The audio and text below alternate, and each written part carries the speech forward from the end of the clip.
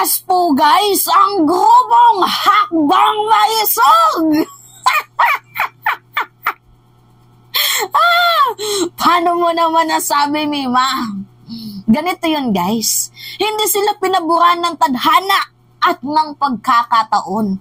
Dahil alam po ng tadhana na mali po ang kanilang gagawin, kaya hindi po pumabor ang pagkakataon sa kanila.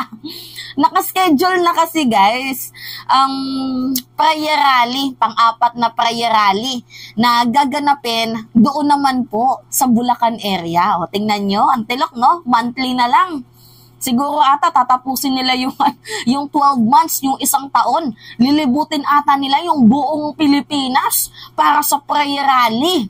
So ito po guys yung pang-apat na sana na gagawing prayer rally ng Hakbang Maisog. Kasi 'di ba una sa Davao, pangalawa sa Cebu, pangatlo yung doon sa Liwasang Bonifacio, and pang-apat po sana yung sa Bulacan area. Ganito yung nangyari guys. Hindi sila binigyan ng permit. Paano mo nasabi? Ito, galing mismo guys sa legit na DDS supporters at sinusweldohan ng 1 million per month ng SMNI. Nag-post si Jason sa sabi I received this message last night. Mang Jay, magandang araw po. Nakaschedule na po tayo sa April sa Bulacan. Kaya lang, hindi po tayo binigyan ng permit ng Malolos LGU. Good job po sa Malolos LGU. Talaga nga namang deserve po mabigyan ng appearance, no? Itong Malolos LGU dahil talaga nga namang sinoplak nila ang mga hindi magandang kawang gawa ng mga makakaliwang grupo. Talaga lang naman, kasi guys, saan kayo makakita ng prayer rally na ang ginawa puro mura, puro paninira? Diba? Ano nga ba yung ibig sabihin ng prayer rally? Diba? It is a gathering for worship to God. Diba? Ganun sana yung prayer rally, kaso binababoy nila yung meaning ng prayer rally. Mantakin mo, magpe-prayer rally, tapos mangunguna si Digong, tapos si Digong minura ang Diyos. Tinawag na estupido. Diba? Minura ang obispo, minura ang katoliko, minura ang simbahan. Diba? Mantakin mo, magpe-prayer rally, siya yung magli-lead. Diba? Nakakaloka. Anyway, pagpatuloy. Naghahanap pa tayo ng ibang lugar dyan sa Bulacan. So, ang gagawin nila, dahil hindi nga sila pinayagan doon sa area na gaganapin sana ang prayer rally, diba hindi sila kinuhanan ng permit? Maghanap sila ng ibang area sa Bulacan para ganapin ang prayer rally. Talaga nga naman, malawak ang langit kaysa sa lupa, hanggat may pag-asa, sige sugod mga diputa. Naghahanap sila ngayon guys ng panibagong area. Siguro pag hindi sila dyan, hindi sila matanggap sa Malolos, lilipat yan sa ibang branch. Ibang lugar.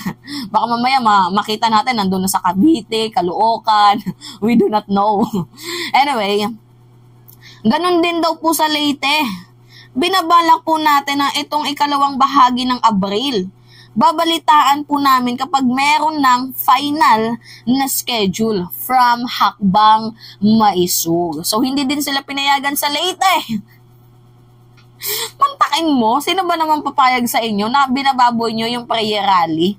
Diba dapat sa prayer rally, iban na yan eh. Pwede sana mag-rally kayo, wag nyo lang gamitin yung prayer rally, yung word na prayer. Kasi, pambabastos yun guys. Sagradong sagradong word to yung prayer rally na dapat sana if you will conduct a prayer rally, you are a group of people na nagwo-worship to God para sa pagpapasalamat nyo, sa blessing na nangyari sa buhay nyo, or sa mga hihilingin nyo ng pabor sa ating Panginoon. Kunyari, Lord, bigyan niyo po ako ng seguridad, maayos na pamumuhay, diba? Ganyan sana yung prayer rally na yung dapat yung tinutukoy ko. Kaso, ang nangyayari, yung prayer rally, guys, binababoy nila. Mantakin mo yung prayer rally, 1%. Magdasal sila sa pinakaunang kabanata, tapos the rest, paninira, pagmumura. O, di ba mga diputa? Nakakaloka. Kaya nga si Representative Jay Suarez, nagsalita yan noon eh. Ano yung sabi niya? Hindi po maganda yung prayer rally. Ito nga nasave ko pa yung video ni Representative Jay Suarez. So sinabi niya na walang magandang naitutulong ang prayer rally. Nasa kakatapos pa lang tayo ng pandemic na instead sana mag-focus tayo, di ba? Instead, sana mag-focus tayo sa mga bagay na mas ikaunlad ng ating bayan. Bakit nyo pinagtutuunan ng pansin yung mga walang kakwenta-kwentang bagay? Eto pakinggan nyo. Ngayon lang ako nakakita nakapanood ng prayer rally na gano'n, di ba? Kasi usually pag sinabi yung prayer rally, talagang may mga nagdadasal, may nangangaral. Kaso lang dito mukhang nagkaroon ng pagkakaiba ng anyo ang mga prayer rallies. So, ako ang posisyon ko, I don't think nakakatulong po ito sa takbo ng ating bansa.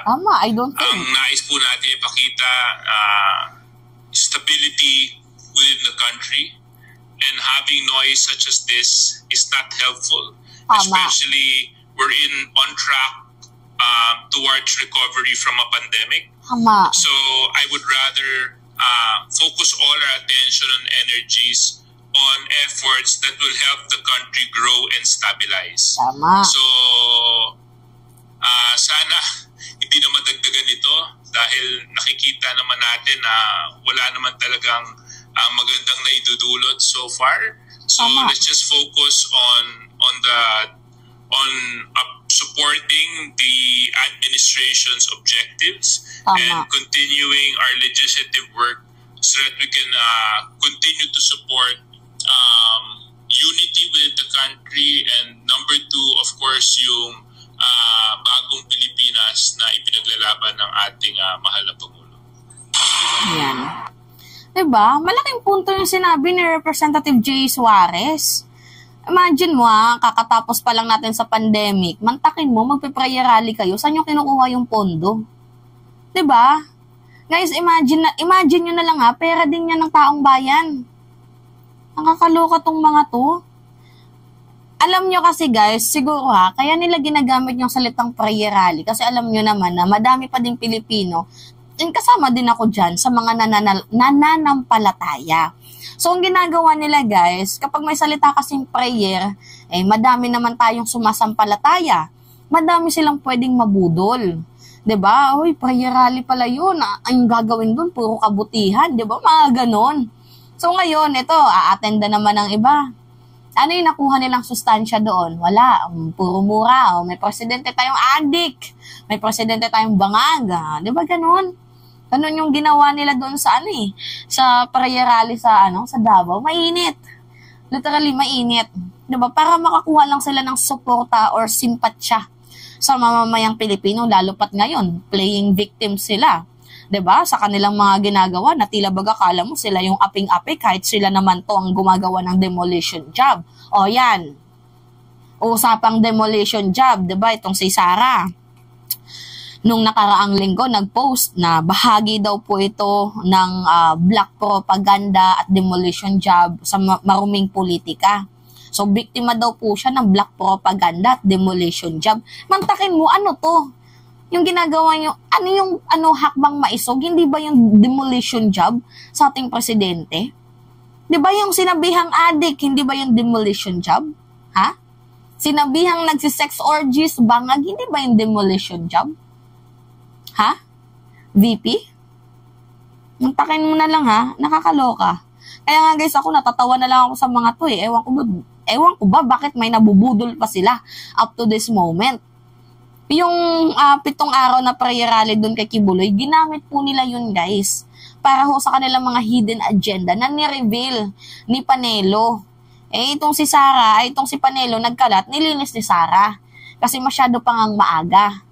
'Di ba? Yung Duterte sa 2028. Ganyan na guys, ganyan na po. Malayo pa man pero alam natin na yun na yun. Ang takin mo umaten si Inday, caretaker pa naman siya ng bansang Pilipinas during that time. 'Di ba? Ngayon lang din talaga ako nakakita ng prayer rally na nang babalasubas. Prayer rally nga, 'di ba? gathering, tipon-tipon, worship, prayer, dasal, rally, pagtitipon-tipon, prayer rally, worship to God. Nagtitipon-tipon sila to worship God. Diba? Hindi naman po yung meaning ng prayer rally, magtitipon-tipon kayo para manira. Nakakaloka. Okay lang sana, sige mag-rally kayo. Sige, given na yan. Kasi we are living in the democratic country. Lahat tayo may free speech, press freedom. Okay, given na yan. Pero yung gagamitin nyo, yung prayer rally, para sa ano nyo, makakuha kayo ng cause attention. Diyos ko po, wag na. Pambabastos po yun. Hindi po deserve ng mamamayang Pilipino na bastusin nyo yung meaning ng prayer rally, lalo pat madami ang totoong nananampalataya.